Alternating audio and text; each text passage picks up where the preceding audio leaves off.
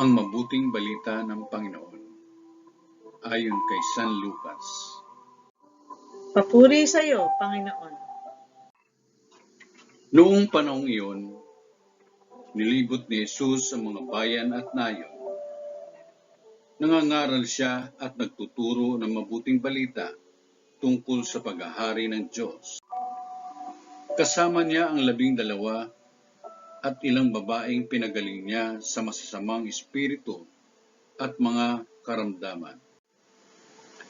Si Maria na tinatawag na Magdalena, mula sa kanya'y 7 demonyo ang pinalayas. Si Juan ang asawa ni Kusa na katiwala ni Herodes. Si Susana at marami pang iba. Ang ari-arian nila ang itinustos nila sa pangangailangan ni Jesus at ng kanyang mga alagad. Ang mabuting balita ng Panginoon. Pinupuri ka namin, Panginoong Jesucristo.